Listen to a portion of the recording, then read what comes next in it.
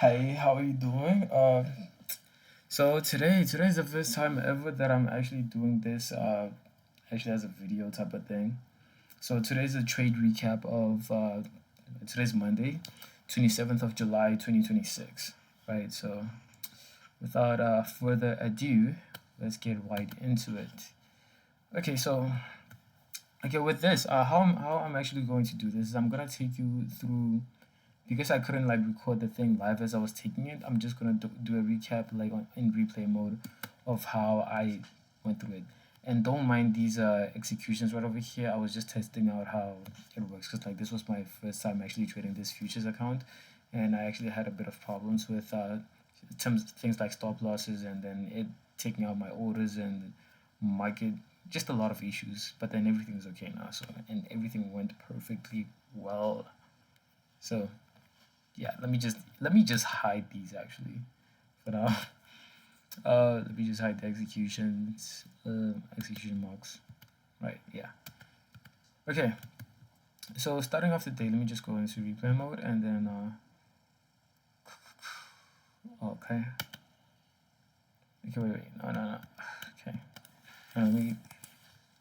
I'm sorry for that. Okay, I just wanna. Okay, yeah, right over here. Okay. All right. So starting off the day, right? So starting off the day, if I let me just remove everything, just to show you how I came onto the day. So what's the timestamp on this? The timestamp is 9:10. So let me just forward to because like I started looking at the chart at like 9:20. So yeah. Okay, fine.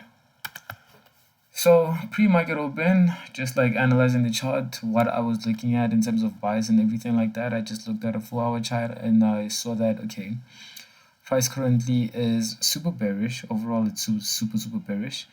Didn't really, even though yes, we did come up into this area, like yes, price went above this area, we didn't really break structure above, right? Like we kind of did, but then also at the same time we're extremely bearish overall.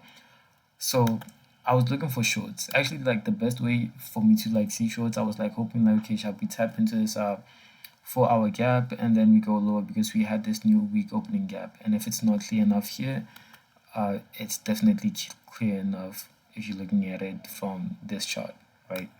You can see okay, we have this new week opening gap. But then yeah, going back to NQ. Oh, and also on the S&P 500, it's way larger.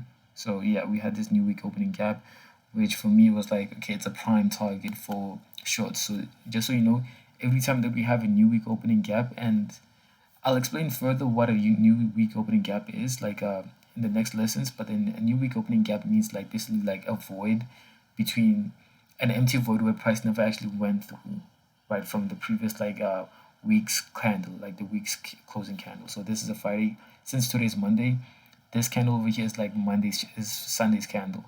No, actually not Sunday. Friday's candle, and this one's like the first candle for Monday, and there's a gap in between that, right? So with price, you have to balance it out. Wherever there's a gap, you have to come there and eventually fill that gap, right? But then yeah, so yeah, just okay, let me go back to NQ. Okay, so started off by marking out this 4-hour gap. Also marking out this 4-hour gap below us as well. But then let me just do it like this. Marked out this 4-hour gap as well. For where like okay, this is where I want price to head into. This is my target for everything. While we're on the 4-hour, and then we went down to the 1-hour. You know, it's a top-down analysis. I've never actually said top-down analysis, but that's basically what it is. Going from the top, the highest time frame, to the bottom time frame, right? Also putting, because we have to look at it from all of the angles, right? Okay. So on the hourly, I can see okay, fine. Inside of this gap, right? Inside of this gap, we have a low. We have an intermediate low, right? We have this 1-hour low. We have which is also liquidity, right? We have this 1-hour liquidity, sell side liquidity. So if you can see on the chart, we have more sell side liquidity than we do buy side liquidity. So other than the chart being overall bearish, we have a lot of liquidity to the downside, and you can also see it from this gap over here, right? So it's like okay, fine. Even more so, we're bearish. And we also have this hourly gap that we opened up, right? And inside of that hourly gap, we have also this we also have this intermediate high. We call it an intermediate high because it's a high inside of a gap, right? So it's like, okay, fine. If market opens, the best way for me to see this it would be either taking out this high and then going lower, or going higher and taking out this high and going lower. But then overall, I'm bearish, right? So yeah, then fine. I will show you the S&P 500. Let me just show it to you. But then really, there's not much of a difference in it because it's basically the same thing. But then let's not focus on it. Let's just focus on NASDAQ just for today because I don't want to over complicate things. So we're just going to focus on one chart, right? Fine. So we had that, and then just dropping onto the 30-minute time frame just to see if we have any other gaps. Still the same thing. We have this high as well. This gap is still valid. And yeah, just like overall, I'm bearish. We have a lot of liquidity. We have this low, these stacked up lows. We have this low, which is liquidity as well. But then I don't really mark out lows that are not inside of a fair value gap, right? So we have, so the next low inside of a fair value gap is this one, this gap, this inside of that opening gap, right? That 4-hour gap. So that's the low. Go to the 15 minutes. Let me see the timestamp on this. 9:15. Okay, fine. Then yeah, just like overall, okay, still that gap is still valid. And then yeah, then I go to the 5 minute. 5 minutes where okay, fine, we really see stuff, right? So when I'm charting out, really these gaps are like conditions. Like if price taps into that gap, that is a condition. That is like, for me to enter a trade, the conditions need to be met. And a fair value gap is a condition. A gap is a condition, right? Price taps into that gap and sweeps a high inside of a gap. That high is called liquidity. Those are two conditions being met. And then the last condition for me to enter a trade would be price inversing that. After hitting that gap and taking out that high or low, we inverse it to the opposite direction. We invest the highest time frame fair value gap from the 1 minute to the 5 minute into the opposite direction, and then we take a trade. Those are the conditions that I need to take a trade. It's pretty straightforward, to be honest, right? So okay, what's time it is? Okay, 9:20. Let me just like so yeah, pre-market honestly it was like, okay, it was like just this. It just kept on dumping. I really wanted it to go high instead of it dumping, but then yeah, and then market opened, right? And then market opened. Let me go to the 1 minute. So after market when market opened, this is the market open candle. This is the 9:30 candle, right? Mark out the next 5 minute gap, because remember, 5 minutes, those are our conditions, right? We had this 5 minute gap, also had this 5 minute gap as well. So what I wanted actually was like, okay, continuation shorts. I didn't want to, even though we did tap into this gap and then take out this low, I'm not really looking to go for longs or buys because we are overall still bearish. The higher time frame is still bearish, right? So we don't want to be trading against the trend. We want to be trading with the trend. So instead of me just looking for a 1 minute inversion to the upside, like kind of like right over here, like maybe like taking this 1 minute inversion to the upside and taking a trade like this, instead of me doing that and like going for 1-on-1, which it would have worked still, but then it won't work every single time, right? It would have worked for this, like maybe looking for something like that, and then let me see. You see, price didn't even close there. To be honest with you, I was considering taking that short if it closed right over here, right? But then because it closed so high up, it closed near our condition, our fair value gap. So right, what did I say about conditions? If when it hits my condition, I want price to reverse from that condition, because that's where price really should reverse from. Because since it's a gap, price needs to fill it, and this is a 5 minute gap. This is another 5 minute gap, and price needs to fill that gap and start reversing. So if we're that close to that gap, it wouldn't make sense to take a trade like this, right? Where most likely if price hits this area, it's probably gonna reverse. So it's a negative RR. The risk is not worth it. So it's probably not gonna go there because again, we are not bullish. We are in a bearish market right now, right? So yeah, so I didn't take that. I got patient. I was patient with it, and I was like looking for shorts, which see, probably didn't even hit that gap, right? And the reason why it didn't hit that gap, which right now I'm getting a little bit more technical, is because on the S&P 500, it already actually tapped that gap and like took out those highs. You see, it said tap that gap, that 5 minute gap, and it took out that high. And then I don't want to get too far into it because this is more technical, but this is what we call an SMT. So I don't want to focus on that today. But then basically means that if the S&P 500 takes that gap, we don't really need to take it on NASDAQ. And for the reason being is because these are correlated charts. So I don't want to get more technical even more than I just did right now. So fine. So at this point, I still want price to hit this gap, right? It would be the ideal setup, but then I'm not gonna force my way into saying, okay, I want that gap to be taken out. It could have been the best ideal setup, but then I'm not gonna force it like that, right? I don't want it to. The market's not gonna do what I want, right? It's just gonna give me what it's gonna give me, right? So from what it gave me, already S&P 500 took that gap, so we'll take that. So next thing, we're just looking for an inversion to the downside. And the highest time frame gap would be the one that I enter the trade from. Sometimes I do take a time frame like a trade from a gap that is not the highest time frame. But today, I actually did take it from, wait, was it? Oh yeah, the highest time frame was the 1 minute. Yeah. So I was actually waiting for price to inverse, and bro, I'm telling you, it takes a lot of patience and a lot of discipline to say, yo, it's going down with immense force and immense a lot of volatility. Let me just take this trade. It's so easy to be caught up in all of that and just say, you know what, let me take this short because price looks like it's very like this is a strong bearish candle. It's probably gonna go lower. Even though that is a fact that it probably might do that, don't do it because again, the same way where it probably might do it, we are dealing with statistics over here. It probably won't even do it as well because the best statistics would say if it inverses, we can take that gap. We can take that trade. And inversion means price, the body of the candle closing under the gap, right? So we're still waiting on that. I didn't take the trade yet.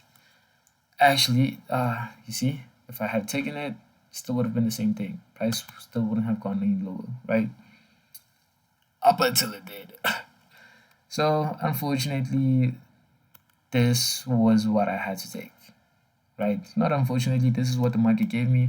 I'm not gonna cry about it, but then yeah, and then because again, we still had a lot of liquidity to the downside. Liquidity in terms of like that gap. You remember when I told you about that gap? We had just filled this gap, but then doesn't mean that we are gonna stop because we're still like highly volatile in terms of like going to the downside. Like look at this, we're highly volatile. We took out this high, we took out that gap, that hourly gap. We're very volatile to go to the downside, right? And also we hadn't fully took out that the gap, right? Because the gap ends right over here, the new week opening gap. So I was still like very strong in my bias of saying our price is gonna go lower, right? So going back on a 1 minute, this is where I actually took my trade. I took my trade like this. Actually, I went four contracts on this. Okay. And I wish you see the stop loss in TP. I did not have it, so I only had market orders, so that's why like I had a lot of stuff, so it didn't really like take me out like that. So originally I was looking for a 1-to-1 because like again, 1-on-1s are the best. You're gonna get the best probability of like winning trades when you always take a 1-to-1, right? So actually, I took this trade on 2 accounts actually. One account being my live account, the other account being the funded account, right? Made $500 on the funded account. So this is how it went. Bam, and this was just like the first couple of minutes. Normally I would go break even on this low, but then from backtesting, from immense data of backtesting, I realized that if we have more liquidity to the downside and our break even is like right over here in front of us, there's no need for me to go break even, because most likely I might get it might hit my break even and just go directly to my TP, right? So I didn't really go break even there, right? I didn't really go break even, and I was right with that. Backtesting did help. The experience that I got from backtesting actually did help me with this, and and journaling as well, right? So yes, price did go there. It barely even hit my TP. Actually, didn't even hit my TP there. Actually, what did actually ended up happening is that price did this. It edged my TP. It edged my TP. Okay, but then this is why I exited on my live account. Actually made like 900 rands. I deposited 300 rands and made a profit of 900 rands. So, and then I started like buying, going higher. And then I was just like patient with my trade. I said, okay, you know what? I'm not gonna exit my trade yet. I'm gonna like hold on to this. Oh my hat. And it barely, look at this. So if I had one break even there, maybe if I put my stop directly at break even, it wouldn't have hit me. But probably when I go break even, I put it a little bit above, right? It's not always that like that that great of a break even, right? So I didn't go break even there. If I went, it would have probably hit me and then would have went to my TP. And also, if you're wondering why I probably did not, like, a 101 should hit. It should hit, or it should hit your stop loss or your break even. So I didn't think, as much as tempting as it may be to like say, oh no, like we just invest to go to we just like took out this, and then like we have this 5 minute, like, as much as like there might be other factors that say exit the trade is invalid anymore, hold the trade because you entered the trade and you're practicing good measures by being in that trade, right? So I did. I held the trade, and then actually I released a position right over here, like just right over here, like exited a minor position, and that is when I went break even after I took a partial, because literally after going down, there's no need for us to go back up to my TP. I mean back to stop loss, and then I just held my TP for that. So it wasn't really $700 anymore. It was like $500 because I had already taken out a partial. And then yeah, from that we just hit my TP. TP got hit, and then yeah, that was my day. TP got hit, position closed right there, and not really. I'm lying. Position closed for the TP right there, but then because I saw that we were still very bullish, I actually held a little bit further than I would usually do, because bro, this is such the perfect setup. So I got like a perfect exit right over here. So exiting the replay mode, like this was literally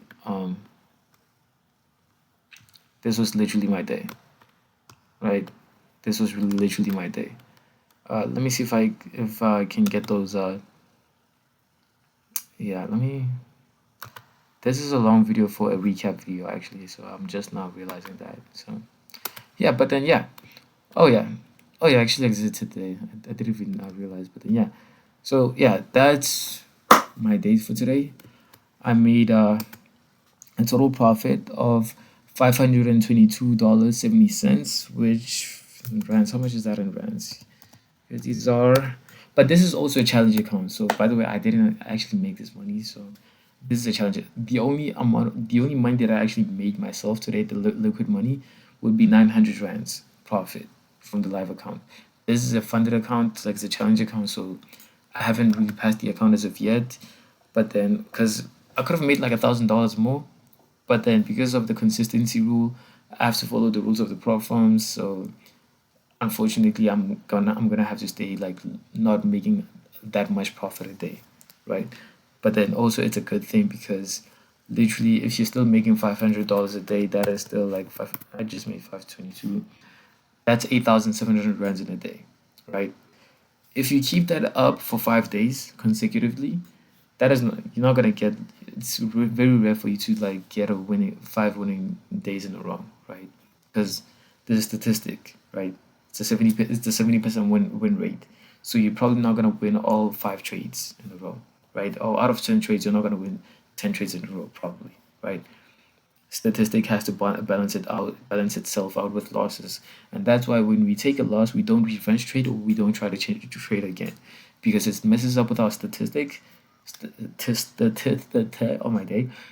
It messes up our statistic and it lowers our win rate. So, 1 trade a day is what I want you to do. I would take 2 trades. Don't take 2 trades. But 1 trade a day is the best, literally the best way you can do it. 1 trade a day, whether it's a win or a loss, after taking that win, you step out of the markets, you go on about your day, you took a win, 8,000 rands made, almost 9,000 rands made. You make another one tomorrow, you make another one. If you make it for like 9 days, it's like what, like just like what, whatever the amount, like you just made a whole bunch of money. Like you made like 5, 10, 15, 20, 20, 2,500. Like you just made like $2,500 if you don't lose. Like that's like 41,000, 42,000 actually, right? So yeah, that was my day today. Hopefully, we do the same thing again tomorrow. Not in terms of like winning, but then in terms of like, keeping up with the rules, with our rules. But then yeah, that's my day, and I don't know why on my dashboard it hasn't like really reflected yet. It hasn't actually reflected on my funded next dashboard, but it has reflected on like my TradeOvate account and my trading view account. So I think it'll reflect in like 2 hours. Wait, end of day loss limit, account metrics, update time. Oh, so it's gonna update in like 2 hours, 18 minutes. Okay. So yeah. So yeah, that's me today. Yeah, first day. First. Yeah, for this, it's a good day. I felt good mentally. I was prepared. Yeah. So thank you very much for watching, and oh, wrong thing. Enjoy. Bye.